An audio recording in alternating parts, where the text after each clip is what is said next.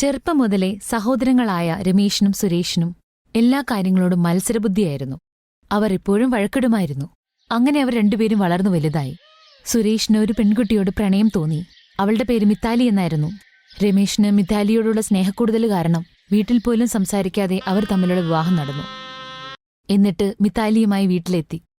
തന്റെ മൂത്ത മകൻ കല്യാണവേഷത്തിൽ ഒരു പെൺകുട്ടിയുമായി വരുന്നത് കണ്ടപ്പോൾ വിമലയ്ക്ക് ഭയങ്കര ദേഷ്യമായി. "നീ ഇതെന്ത് പണിയാ കാണിച്ചത് മോനെ?" എന്താ അമ്മേ, ഇതെന്റെ ഭാര്യയാണ്, നിങ്ങളുടെ മരുമകൾ. അതെനിക്ക് മനസ്സിലായി. നിനക്കിതിനേക്കാൾ നല്ലൊരു പെൺകുട്ടിയെ കിട്ടിയില്ലേ? വിമല അങ്ങനെ പറയാനുള്ള ഒരു കാരണം, മിത്താലിയെ കാണാൻ നല്ല സുന്ദരിയാണ്, എങ്കിലും അവൾക്കൊരു കുറവുണ്ട്. അവളുടെ 2 കാലുകളും വളരെ ചെറുതാണ്. അതുകൊണ്ട് അവളെ കാണുമ്പോൾ വളരെ പൊക്കം കുറഞ്ഞതായി തോന്നും. "ഇതൊരു കുള്ളത്തിയല്ലേ മോനെ?" ഇത് കേട്ട് മിത്താലി പറഞ്ഞു, "അല്ല അമ്മേ, ഞാൻ കുള്ളത്തിയല്ല. എന്റെ കാലുകൾ എന്റെ ശരീരത്തെക്കാളും കുറച്ച് ചെറുതാണ്." അപ്പോൾ അവിടെ സുരേഷ് വന്ന് രമേശിനെ കളിയാക്കാൻ തുടങ്ങി. ഇവർക്ക് പൊക്കക്കുറവാണെന്ന് പറഞ്ഞിട്ട് ഇതൊട്ടും പൊക്കമില്ലല്ലോ. സുരേഷ്, മിതാലി എന്റെ ഭാര്യയാണ്, നീ അവളെ കളിയാക്കുന്നത് നിർത്ത്. എന്തിനാ ചേട്ടാ നമ്മുടെ കുടുംബത്തെ ഇങ്ങനെ നാണം കെടുത്തിക്കളഞ്ഞത്? ഇനി കണ്ടോ ഞാൻ ഏത് പെൺകുട്ടിയെ കല്യാണം കഴിക്കുന്നതെന്ന്. വിമലയ്ക്ക് ഒന്നും പറയാൻ കഴിഞ്ഞില്ല. അവൾ എന്തു പറയാനാ? മിത്താലി വീട്ടിൽ വന്ന അന്നു മുതൽ തന്നെ തന്റെ അമ്മായിയമ്മയെ വീട്ടുജോലികളിൽ സഹായിക്കാൻ തുടങ്ങി. "അമ്മേ, എന്താ ഞാൻ ചെയ്യേണ്ടത്? അമ്മ വിശ്രമിച്ചോളൂ, ഞാൻ സഹായിക്കാം." "വേണ്ട മോളെ, നീ വന്നതല്ലേ ഉള്ളൂ. അതിനിപ്പെന്താ, ഞാൻ ഭക്ഷണമുണ്ടാക്കാം." സുരേഷ് കളിയാക്കൽ നിർത്തിയില്ല. അങ്ങനെ രമേശായിട്ട് വഴക്കുണ്ടാക്കി. ആ രാത്രി മുതൽ സുരേഷ് ആലോചിക്കാൻ തുടങ്ങി. എന്തായാലും എനിക്കും ഒരു കല്യാണം കഴിക്കണം. എനിക്ക് ഏട്ടത്തിയുമായി മത്സരിക്കാൻ പറ്റുന്ന നല്ലൊരു ഭാര്യയെ വേണം. സുരേഷ് പിറ്റേ ദിവസം ജോലിക്ക് പോയി. അന്നേ ദിവസം അവന്റെ ഫാക്ടറിയിൽ ഒരു പുതിയ ജോലിക്കാരി വന്നു. അവളുടെ കാലുകൾ വളരെ നീളമുള്ളതായിരുന്നു. അങ്ങനെയാണ് അവൾക്ക് ജോലി കിട്ടിയത്. അവളുടെ പേര് മാനസി എന്നായിരുന്നു. അവൾ എല്ലാവരെക്കാളും പൊക്കമുള്ളവളായിരുന്നു.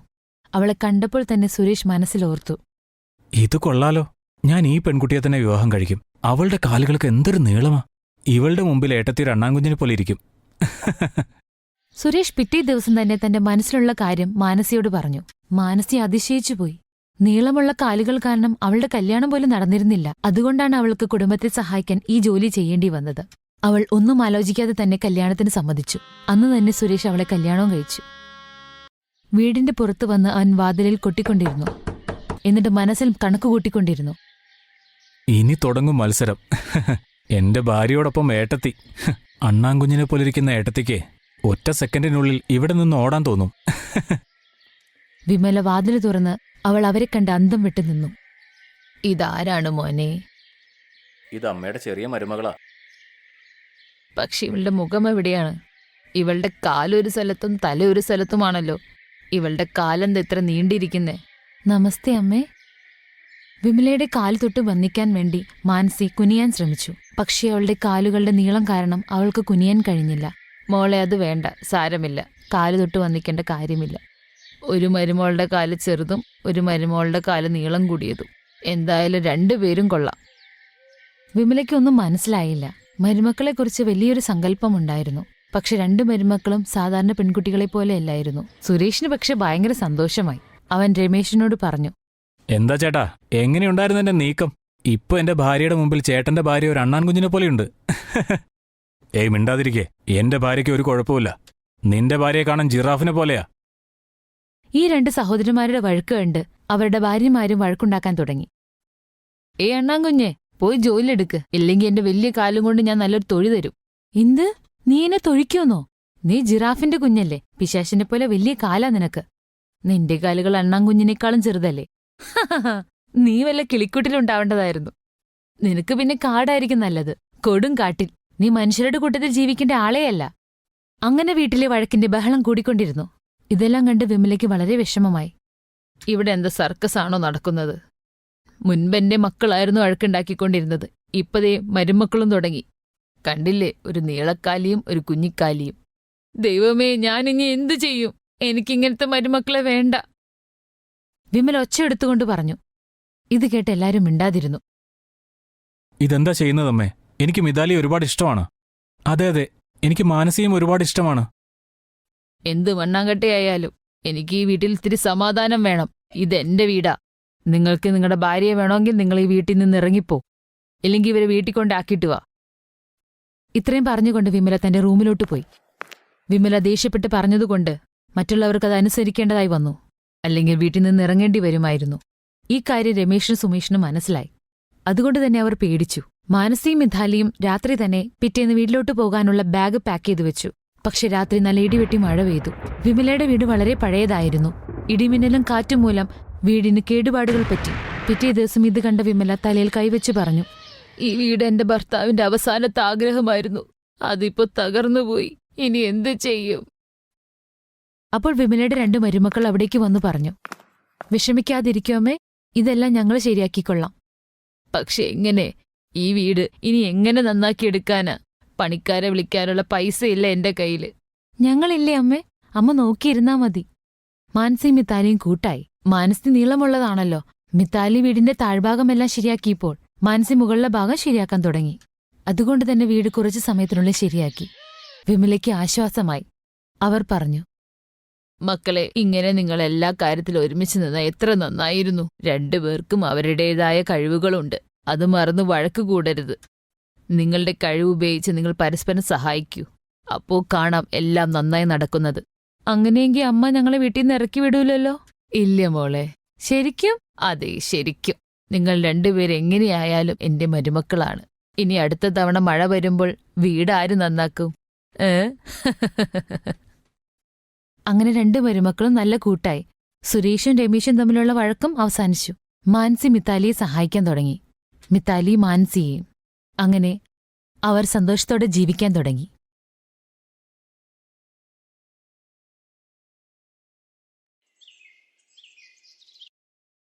സോണിയയുടെ നാത്തൂൻ പാരുളുടെ കൈ നീണ്ടതായിരുന്നു. അതുകൊണ്ട് തന്നെ പുറത്തിറങ്ങുമ്പോൾ എപ്പോഴും ഒരു ഷോൾ ഇട്ടേക്കും. അതാകുമ്പോ അപ്പൊ ആരും കാണൂലല്ലോ. സോണിയയുടെ വിവാഹം ഇപ്പൊ കഴിഞ്ഞതേ ഉണ്ടായിരുന്നുള്ളൂ. അവള് കല്യാണം കഴിഞ്ഞപ്പോൾ ഇതൊക്കെ കണ്ടപ്പോൾ അവൾക്ക് ഭയങ്കര വിഷമം തോന്നി. പാരുൾ, ഞാൻ നിനക്ക് വേണ്ടി പായസം ഉണ്ടാക്കിയിട്ടുണ്ട്. കഴിച്ചു നോക്കിയിട്ട് പറ എങ്ങനെയുണ്ടെന്ന്. അമ്മ പറഞ്ഞു ആദ്യമായിട്ട് അടുക്കളയിൽ കയറിയപ്പോൾ പായസം തന്നെ ഉണ്ടാക്കാൻ. അപ്പൊ ഞാൻ നിനക്ക് വേണ്ടിയും കൂടെ കൊണ്ടുവന്നതാ. വേണ്ട ചേട്ടത്തി, എനിക്കിപ്പോ വേണ്ട. ഞാൻ കുറച്ച് കഴിഞ്ഞ് കഴിച്ചോളാം. എന്നാ ശരി, കുഴപ്പമില്ല. ഞാനിതിവിടെ വെച്ചേക്കാം. നീ കുറച്ച് കഴിയുമ്പോ എടുത്ത് കഴിച്ചോണേ. ഈ പാരുൾ എന്താണ് കൈ ഒളിപ്പിച്ചു വെച്ചേക്കുന്നത്? നിന്റെ കയ്യിൽ വല്ല പരിക്കുണ്ടോ കുട്ടി? നീ എന്തിനാ ഷോൾ ഇട്ടിട്ടിരിക്കണേ? കല്യാണ സമയത്ത് ഞാൻ ശ്രദ്ധിച്ചിരുന്നു, നീ ഷോൾ ഇട്ടിട്ടുണ്ടായിരുന്നു. ഇല്ല ചേട്ടത്തി, മുറിവൊന്നും ഇല്ല. എനിക്ക് ഒരുപാട് കാര്യങ്ങൾ ചെയ്തു തീർക്കാനുണ്ട്. ഒരുപാട് പഠിക്കാനും ഉണ്ട്. ചേട്ടത്തി പോയിക്കോളൂ കേട്ടോ. ശരി, ഞാൻ പോയിക്കോളാം. സോണിയ വിഷമത്തോടെ മുറിയിൽ നിന്നും പുറത്തോട്ട് വന്നു. എന്തായാലും അവൾ ഇനി ഈ വീട്ടിൽ തന്നെ താമസിക്കാനുള്ളതല്ലേ, അവൾക്കെല്ലാം മനസ്സിലായിക്കോളൂ. ഒരു ദിവസം സോണിയ മാർക്കറ്റിൽ നിന്നും തിരിച്ചു വരുന്ന സമയത്ത് അപ്പുറത്തെ സ്ത്രീകൾ അവളെ പിടിച്ചു നിർത്തി. അതേ മരുമകളെ, എങ്ങനെയുണ്ട്? കുഴപ്പമൊന്നുമില്ല ആന്റി. നീ നിന്റെ നാത്തൂനെ കണ്ടിട്ട് പേടിച്ചിട്ടൊന്നുമില്ലല്ലോ? അല്ല, എനിക്കൊന്നും മനസ്സിലായില്ല ആന്റി. ഞാൻ ഉദ്ദേശിച്ചത് എന്താന്ന് വെച്ചാലേ, നിന്റെ നാത്തൂന്റെ വലിയ കൈ കണ്ടിട്ട് നീ പേടിച്ചിട്ടൊന്നും ഇല്ലല്ലോ അല്ലേ? ഈ ഏരിയയിലെ എല്ലാ ആൾക്കാർക്കും അവളെ പേടിയാണ്. പറയാൻ പറ്റൂലല്ലോ, അവളുടെ ആ നീണ്ട കൈ കൊണ്ട് എപ്പോഴാന്ന് നമ്മുടെ കഴുത്തൊക്കെ പിടിക്കണേ. ഒരു മാതിരിയാണ് അവള്. സൂക്ഷിച്ചക്കം ജീവിക്കണേ. എന്റെ വിമല ചേച്ചി, നിങ്ങൾ ഇത് എന്തൊക്കെയാ പറയണേ? കല്യാണം കഴിഞ്ഞ് വന്ന കുട്ടിയല്ലേ, അവളോടല്ലേ ആദ്യം അവരിത് പറയുള്ളൂ. അവൾ എപ്പോഴേ അറിഞ്ഞു കാണും. നമ്മളെന്തിനാ ഇതൊക്കെ പറയണേ, അല്ലേ കുട്ടി? അതെ ആന്റി, എനിക്ക് വീട്ടിൽ ചെന്നിട്ട് കുറച്ച് കാര്യങ്ങളുണ്ട്. ഞാൻ പിന്നെ വരാമേ. അയൽവക്കത്തെ കാര്യങ്ങൾ കേട്ട് സോണിയക്ക് ഇത്തിരി പേടി തോന്നി. വീട്ടിലെത്തിയപ്പോഴത്തേക്കും അവൾക്ക് എല്ലാ സത്യങ്ങളും മനസ്സിലായി. പാരുൾ മോളെ, നീ വിഷമിക്കല്ലേ. നിനക്ക് സംഭവിച്ചത് അത്ര നല്ലതൊന്നുമല്ല. എനിക്കും വിഷമമുണ്ട്. നീ പറ, ഇത് എങ്ങനെയാണ് സംഭവിച്ചത്? ഇത്രയും വലിയ കൈ ആയത് എങ്ങനെയാണിത്? അത് പിന്നെ ചേട്ടത്തി, 2 വർഷങ്ങൾക്ക് മുമ്പ് ഞാൻ ഹിൽ സ്റ്റേഷനിൽ കൂട്ടുകാരികളുടെ കൂടെ കറങ്ങാൻ പോയതായിരുന്നു. അവിടെ എത്തിയപ്പോഴത്തേക്കും ഞങ്ങൾ ഒരുപാട് വൈകിയിരുന്നു. പിന്നെ അവിടെ എത്തിയപ്പോൾ ഞങ്ങൾ ഹോട്ടൽ മുറി വാടകയ്ക്ക് എടുത്തു. എന്റെ പാരുൾ, നിനക്ക് എന്താണ് പ്രശ്നം? നല്ലൊരു ഹോട്ടലല്ലേ, പിന്നെ എന്താ നിനക്ക് ഇതിനകത്ത് ഇപ്പൊ പ്രശ്നം? നീ ഒന്ന് ശ്രദ്ധിച്ചു നോക്കിയേ, ഈ ഹോട്ടലിലുള്ള എല്ലാ ആൾക്കാരുടെ കൈകൾ എന്ത് വലുതായിട്ടാ നീണ്ടിരിക്കണേന്ന്. ഇത് കാണുമ്പോ തന്നെ പേടിയാവണം എനിക്ക്. എടി പൊട്ടി, അവരുടെ കൈ ചിലപ്പോ ഓട്ടോമാറ്റിക് തന്നെ ഇങ്ങനെ നീണ്ടുപോയതായിരിക്കും. അവർക്കാണെങ്കിൽ ഇവിടെ തന്നെ നിന്ന് റൂം തുറക്കാലോ. ശരിയാണ് രജനി പറയുന്നത്. എനിക്കും അങ്ങനെയൊക്കെ തന്നെയാ തോന്നുന്നത്. ഇതാ നിങ്ങളുടെ മുറിയുടെ താക്കോല്. ഇങ്ങ് തരൂ. എന്റെ പാരുൾ, നല്ല ക്ഷീണമുണ്ട്. നമുക്ക് വാ, ഡ്രസ്സൊക്കെ മാറിയിട്ടിരിക്കാം. എന്നിട്ട് രാവിലെ നമുക്ക് കറങ്ങാൻ പോവാം. സോണിയ ചേട്ടത്തി, അവിടുത്തെ ഹോട്ടലൊക്കെ വല്ലാത്തൊരു അവസ്ഥയിലായിരുന്നു. എല്ലാവരുടെ കൈ നീണ്ടാണ് ഇരുന്നത്. എനിക്കിതൊക്കെ കണ്ടപ്പോ ഒരുമാതിരിയായിട്ട് ഇരിക്കുകയായിരുന്നു. പക്ഷെ മേഘയും രജനിക്ക് ഇതൊക്കെ ഒരു തമാശയായിരുന്നു. എനിക്കിപ്പോഴും ഓർമ്മയുണ്ട്, മേഘയും രജനിയും ആ റിസപ്ഷനിലിരുന്ന 2 പെണ്ണുങ്ങളുടെ കൈ നോക്കി ചിരിച്ചപ്പോൾ അവർക്ക് വല്ലാതെ ദേഷ്യം വന്നിരുന്നു. അത് കഴിഞ്ഞ് ഞങ്ങൾ റൂമിലോട്ട് പോകാൻ നേരത്ത് ഞങ്ങളുടെ റൂമിലേക്ക് ജ്യൂസ് കൊണ്ടുവരാൻ ഒരു ചെറുക്കൻ വന്നു. എന്റെ ചേട്ടാ, എന്തിനാണ് ജ്യൂസും കൊണ്ട് റൂമിലോട്ട് വന്നത്? നിങ്ങൾക്ക് അവിടെ തന്നെ നിന്ന് ജ്യൂസ് തരായിരുന്നല്ലോ ഇങ്ങോട്ട്. മേഘ, ഇങ്ങനെ ആരെയും കളിയാക്കാൻ പാടില്ല. പതുക്കെ പറ, അയാൾക്ക് ചിലപ്പോൾ വിഷമാകും. പിന്നെ ചേട്ടാ, ഞങ്ങൾ ഈ ജ്യൂസ് ഓർഡർ ചെയ്തിട്ടില്ലല്ലോ. മാഡം, ഇത് ഞങ്ങളുടെ ഹോട്ടലിലെ സ്പെഷ്യൽ ജ്യൂസാണ്. ഞങ്ങളുടെ ഹോട്ടലിലേക്ക് വരുന്നവർക്കെല്ലാം ഞങ്ങൾ ആദ്യം അവർക്ക് ഈ ഹോട്ടലിലെ ഈ സ്പെഷ്യൽ ജ്യൂസ് കൊടുക്കും. ആഹാ ചേട്ടാ, കൊള്ളാലോ. കാണാനും നല്ല രസമുണ്ടല്ലോ ഈ ജ്യൂസ്. ടേസ്റ്റും ഉണ്ടാവും. എന്താ ഇവിടെ വെച്ചേരെ, ഞങ്ങൾ കുടിച്ചോളാം. പിന്നെ അത് കഴിഞ്ഞപ്പോൾ ഞങ്ങൾ ആ ജ്യൂസ് കുടിച്ചിരുന്നു. ശരിക്കും മറ്റുള്ള ജ്യൂസ് പോലെ തന്നെ സാധാരണ ജ്യൂസ് തന്നെയായിരുന്നു. പക്ഷെ അടുത്ത ദിവസം രാവിലെ നോക്കിയപ്പോൾ കൈക്കൊക്കെ ഒരു വ്യത്യാസം തോന്നി. എന്തു പറ്റി പാരുൾ, നീ എന്തിനാ എപ്പോഴെപ്പോഴും കയ്യിൽ നോക്കിക്കൊണ്ടിരിക്കണേ? അറിയില്ല, നിങ്ങൾക്ക് ആർക്കും തോന്നുന്നില്ലേ കൈ ഇച്ചിരി നീണ്ടതുപോലെ? എനിക്കങ്ങനെ തോന്നുന്നുണ്ട്. എന്റെ പൊന്നുമോളെ, അത് പിന്നെ ഈ ഹോട്ടലിലെ എല്ലാ ആൾക്കാരുടെ കൈ നീണ്ടതായതുകൊണ്ട് കണ്ട് കണ്ട് നമുക്കും അങ്ങനെ തോന്നുന്നതാണ്. ഇനി പെട്ടെന്ന് തന്നെ ബാഗ് പാക്ക് ചെയ്ത് നമുക്ക് ഇവിടുന്ന് പോവേണ്ടതാണ്. ഇത്രയേ ഉള്ളൂ ചേട്ടത്തി. ഞങ്ങൾ അവിടുന്ന് പിന്നീട് ഇറങ്ങി. പക്ഷെ പതുക്കെ പതുക്കെ എന്റെ കൈ നീണ്ടു നീണ്ടു വന്നു. രജനിയും മേഘയോടും ചോദിച്ചപ്പോഴും അവരുടെ കൈകളും ഇതുപോലെ നീണ്ടു നീണ്ടു തന്നെ വന്നുകൊണ്ടിരുന്നു. എനിക്ക് പൂർണ്ണ വിശ്വാസമുണ്ട് ചേട്ടത്തി, ഹോട്ടലിൽ നിന്ന് കുടിച്ച ആ ജ്യൂസിൽ എന്തോ കലർത്തിയിട്ടുണ്ടായിരുന്നു. അതുകൊണ്ട് തന്നെയാണ് ഞങ്ങളുടെ കൈ ഇത്രയും നീണ്ടത്. മേഘയുടെ രജനിയുടെ കൈ നീണ്ടത് തന്നെയാണ്. അവരും ഇതുപോലെ വീട്ടിൽ നിന്ന് പുറത്തിറങ്ങാറില്ല. പാറുൽ, നീ ഹോട്ടലിലുള്ള ആൾക്കാരോട് ചോദിക്കണമായിരുന്നു ഇതിനെക്കുറിച്ച്. അടുത്തുള്ള പോലീസിനെ അറിയിക്കണമായിരുന്നു. എന്റെ സോണിയ മോളെ, അതിനവിടെ സ്റ്റാഫ് വല്ല ഉണ്ടാവണ്ടായിരുന്നോ കംപ്ലൈന്റ് ഒക്കെ കൊടുക്കാനായിട്ട്? അവിടെയാണെങ്കിൽ സ്റ്റാഫ് പോലും ഇല്ല കൈ നീണ്ടതായിട്ടുള്ള. പോലീസുകാർക്കാണേ മോളെ ഒരാളെ സംശയം ഉണ്ടായിരുന്നില്ല ഹോട്ടലിലെ. ഇതൊരു വളഞ്ഞൊരു കഥയാണ് മോളെ. ഇതിലെന്റെ മോളുടെ ജീവിതമാണ് ഇരിക്കുന്നത്. ഇതിലെനിക്ക് എന്തോ ഒരു കുഴപ്പം തോന്നുന്നുണ്ട്. അമ്മ എനിക്ക് കുറച്ചു ദിവസം സമയം താ. ഞാൻ എന്റെ രീതിക്ക് ഈ പ്രശ്നം സോൾവ് ആക്കാൻ പറ്റുമെന്ന് നോക്കട്ടെ. എനിക്ക് എന്റെ നാത്തൂനെ ഇങ്ങനെ വിഷമിച്ച് ജീവിക്കുന്നത് കാണാൻ പറ്റത്തില്ല. സോണിയ ഉറപ്പിച്ചിരുന്നു അവൾക്ക് ഈ സത്യം അറിഞ്ഞേ പറ്റുള്ളെന്ന്. അങ്ങനെ അവള് കല്യാണം കഴിഞ്ഞിട്ടുള്ള ഹണിമൂണിന് പോയത് അതേ ഹിൽ സ്റ്റേഷനിൽ തന്നെ അതേ ഹോട്ടലിൽ റൂം ബുക്ക് ചെയ്തു. സോണിയ, നീ എങ്ങനെ സത്യം കണ്ടെത്താനാണ്? നമ്മൾ ഒറ്റയ്ക്കാണ്. ഇത് വളരെ റിസ്ക്കാണ്. പോലീസിൽ അറിയിക്കുന്നതല്ലേ ബുദ്ധി. ഒട്ടും വിഷമിക്കേണ്ട അനിൽ, ഞാൻ എല്ലാത്തിനുമുള്ള പരിഹാരം കണ്ടുവച്ചിട്ടുണ്ട്. ഞാൻ ഇൻസ്പെക്ടറുമായിട്ട് സംസാരിച്ചു വെച്ചേക്കുവാ. എനിക്ക് ഇത്തിരിയെങ്കിലും സംശയം തോന്നുവാണെങ്കിൽ പുള്ളി ഇവിടെ വരാമെന്നാ പറഞ്ഞേക്കുന്നത്. വാ, ഞാൻ നിനക്ക് എല്ലാം പറഞ്ഞു തരാം. ഇൻസ്പെക്ടർ ജോഷി നമ്മുടെ അപ്പുറത്തെ മുറിയിലാണ് താമസിക്കുന്നത്. പുള്ളി ഈ പ്രശ്നം ശരിയാക്കാൻ വേണ്ടി കുറെ നാളായി നടക്കുന്നു. പിന്നീട് ഞാൻ അങ്ങേരോട് സംസാരിച്ചപ്പോ പുള്ളിക്ക് ഈ പ്രശ്നം അറിയായിരുന്നു. അപ്പോൾ ഞങ്ങൾ രണ്ടുപേരും കൂടെ പ്ലാൻ ചെയ്താണ് ഇങ്ങോട്ട് വന്നത്. പക്ഷെ പാറുൽ എന്ന് കണ്ട കൈ നീണ്ട സ്റ്റാഫിനെ ഒന്നും ഞാൻ കണ്ടിട്ടില്ല എന്തായാലും ഇതുവരെ. വാതിലാരം മുട്ടുന്നുണ്ട്, ഞാൻ നോക്കട്ടെ. ഞങ്ങളുടെ ഹോട്ടലിന്റെ വകയായിട്ട് നിങ്ങൾക്ക് രണ്ടുപേർക്കുള്ള കേക്കാണിത്. ഇവിടെ വരുന്ന എല്ലാ പുതിയ കപ്പിൾസിനും ഞങ്ങളുടെ ഹോട്ടലിന്റെ വകയായിട്ട് ഈ കേക്ക് കൊടുക്കാറുണ്ട്. ആണോ? കൊള്ളാം, വളരെ സന്തോഷം. Thank you. ഇത് കാണാൻ വളരെ സുന്ദരമായിട്ടുണ്ടല്ലേ? ആ ചെറുക്കന്റെ കൈ നീണ്ടതായിരുന്നു. നിങ്ങളത് ശ്രദ്ധിച്ചായിരുന്നോ? സോണിയ, ഞാൻ അവനെ ശ്രദ്ധിച്ചതേയില്ല. എന്റെ ശ്രദ്ധ മുഴുവൻ കേക്കിലായിരുന്നു. ഇല്ല, നമ്മൾ ഈ കേക്ക് എന്തായാലും ഇപ്പൊ കഴിക്കുന്നില്ല. അവിടെ വെച്ചേക്കൂ. നമുക്ക് എന്തായാലും ഹോട്ടലിന്റെ പുറത്തു പോയൊന്ന് കറങ്ങിയിട്ട് വരാം. അങ്ങനെ സോണിയ അനിലും കൂടെ കേക്ക് കഴിക്കാതെ തന്നെ പുറത്തോട്ട് വന്നു. ഇനി വളരെ കുറച്ച് സമയം മതി. അവരും നമ്മളെപ്പോലെ നീളൻ കയ്യന്മാരായി മാറും. ഞാൻ അവന് കേക്ക് കൊടുത്തിട്ടുണ്ട്. അതിലെ മരുന്ന് കാരണം അവന്റെ കൈ നീണ്ടു പോകും. അത് ശരിയാണ്. ഇവർക്കറിയില്ലല്ലോ നീണ്ട കൈയുള്ള സ്റ്റാഫ്സ് ഒക്കെ രാത്രിയാണ് ഇവിടെ വരാറുള്ളതെന്ന്. എന്തായാലും രാത്രി വരുന്നവരുടെ കൈ നീണ്ടിട്ടേ ഇവിടുന്ന് പോകാറുള്ളൂ. സോനിയ ആദ്യമേ ഇൻസ്പെക്ടർ ജോഷിക്ക് ഫോൺ ചെയ്തിരുന്നു. ഇൻസ്പെക്ടർ ജോഷി ആണെങ്കിൽ പുള്ളിയുടെ എല്ലാ ടീമിനെ ആദ്യം തന്നെ വരുത്തിയിരുന്നു അവിടെ. അങ്ങനെ കുറച്ചു കഴിഞ്ഞപ്പോ ഹോട്ടലിലെ സ്റ്റാഫ്സിനെ കുറിച്ചുള്ള എല്ലാ കള്ളത്തരങ്ങളും മനസ്സിലാക്കി കിട്ടി. ഞങ്ങളോട് ക്ഷമിക്കൂ, ഞങ്ങൾക്ക് തെറ്റുപറ്റി.